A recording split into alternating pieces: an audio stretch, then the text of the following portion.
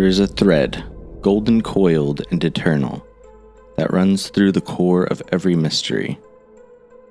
From the trembling of electrons to the chants of the Magi, from the fire of the stars to the rites of the sanctified temple.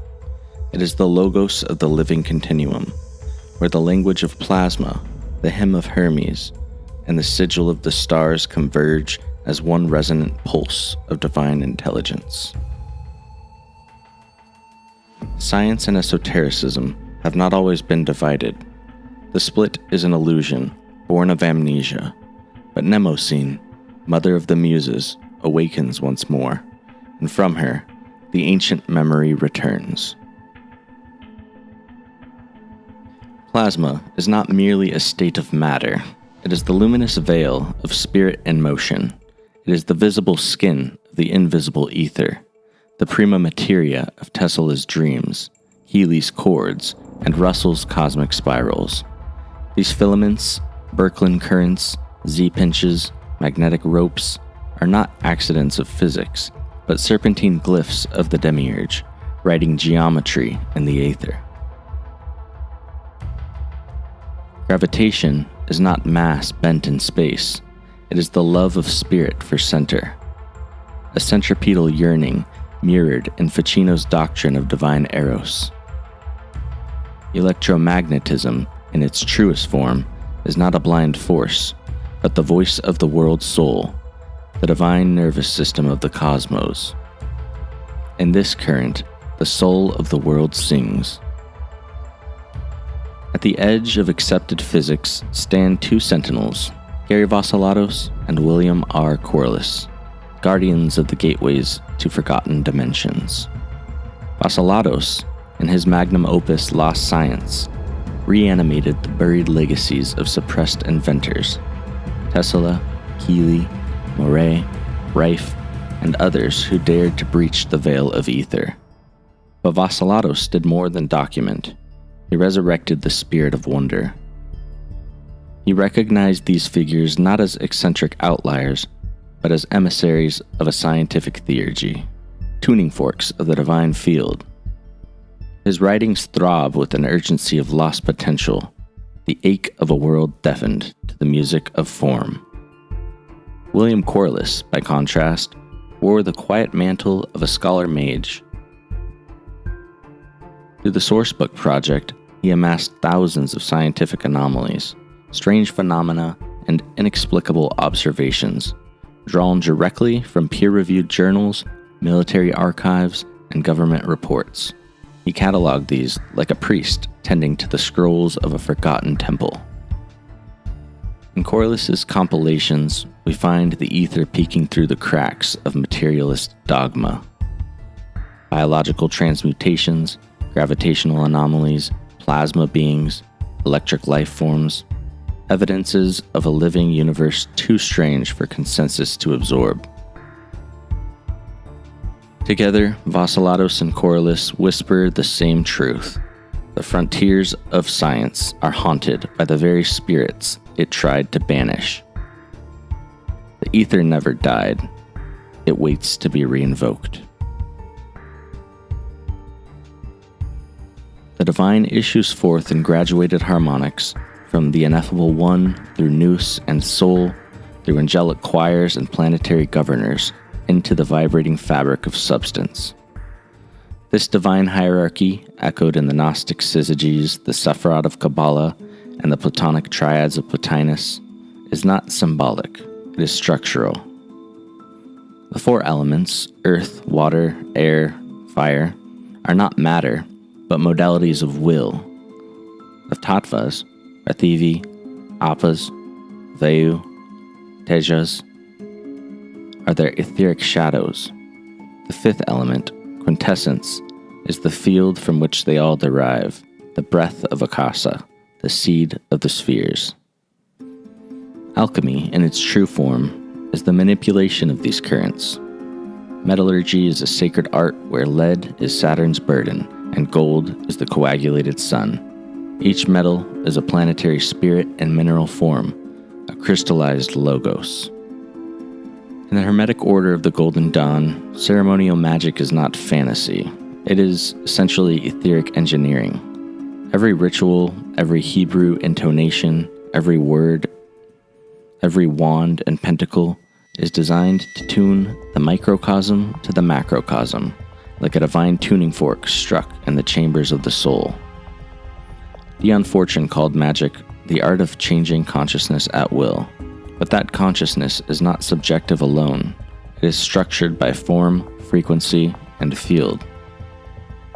The Rosicrucians, the Eleucoan, the Neoplatonists, they all knew that theurgy is not an act of worship alone. It is a science of ascent. Iamblichus taught that gods do not descend unless the soul ascends. The ritual is the ladder, the logos is the guide, and the ether is the bridge. From the Greek magical papyri to the Enochian calls of Di and Kali to the Heka of the Egyptian temples, the sacred utterance, the vibration, is the agent of manifestation. Words are not mere symbols, they are vibrational capsules of intent. Spoken in sacred timing with etheric alignment, they restructure the lattice of reality. Now, at the edge of a new cycle, the bifurcation of physics and metaphysics collapses. Plasma cosmology reveals the filamentous web of galactic intelligence. Ether science reemerges through the back door of field theory. Consciousness studies inch closer to the mystery of the logos. Giordano Bruno burned, proclaiming the universe alive. Ficino sang of celestial correspondences. Plotinus described the soul's spiral return. Steiner mapped the afterlife. Tesla summoned power from the ether. Rife dissolved disease with frequency. Keeley levitated weight with sound. Sheldrake shattered dogma with memory. Vassilatos cried for the restoration of a forbidden lineage. Corliss proved that even in the halls of orthodoxy, the anomalous persisted, like ghosts in the machine. They were not speaking in separate tongues. They were tuning into the same field, the one field, the Ein Sof Or, the living ether. Let the alchemical furnace burn in both lab and temple. Let science reclaim its sacred root. Let magic regain its forgotten method. For the cosmos is not made of matter. It is made of memory, will, and vibration. And the Word has always been made flesh by the agency of the etheric fire. Before man split the atom, before he charted constellations or cast copper into tools, he stood barefoot on living soil and felt the breath of the world pass through him. The air was not inert, it shimmered with presence. The stars were not distant, they sang through the bones of mountains. Light did not only shine, it spoke. In that primordial epoch, there was no separation between spirit and science. The earth was a temple, the body an altar, and the ether, the great invisible medium, was the sacred veil through which gods and seeds descended alike. The sages of Egypt called it Ka, the vital double that mirrored heaven within. The Hindus named it Akasa, the mother of sound, the field of divine memory. To the Stoics, it was Pneuma, the cosmic breath that held all things in tension and song. And to the Hermeticists, it was Aether, the subtle quintessence, the bridge between archetype and embodiment. This was no superstition. This was the first science, a science of resonance, vision, and reverence. The great temples of Chaldea, Mesoamerica, and Atlantis remembered were not places of worship alone. They were instruments tuned to the earth's own etheric hum. Priests and geomancers walked the ley lines like bloodstreams, aligning altar with star, seed with season. They did not theorize the ethers, they lived within them. But as the ages turned, the veil thickened. The Iron Age brought weight, density, and division. The etheric flame dimmed, and men no longer saw the spirit in wind or the memory in stone. Substance hardened, and knowledge broken to pieces. Alchemy, severed from astronomy, medicine from mystery, form from force. The Enlightenment did not bring light. It brought shadow masquerading as clarity. The luminiferous ether, once accepted even by Newton and Maxwell, was banished by equation. In 1887, the Michelson-Morley experiment declared the ether dead, and physics rejoiced, not knowing it had exiled the breath of the cosmos. Yet the current was never lost. Even in the age of absence, the ether whispered. Goethe peered into color and saw not particles but polarities. Mesmer passed his hands and felt the tides of magnetic will. Reichenbach traced the odic light through fingertips and stones.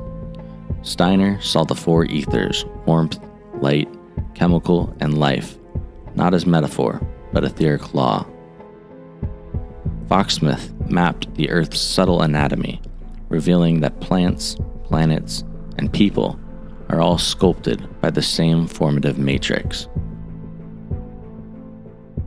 The 20th century, though deafened by bombs and formulas, could not silence the resurgence.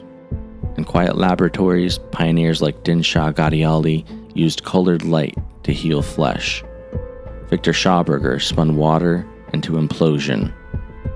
Wilhelm Reich captured blue fire in orgone boxes, finding life where physics saw vacuum. And now, in this century, we awaken once more. Plasma physics now tells us that 99% of the visible universe is plasma, ionized, radiant, and behaving like a living membrane. They speak of double layers, Birkeland currents, and longitudinal waves, unintentionally echoing the mystics who spoke of etheric chords, meridians, and life currents.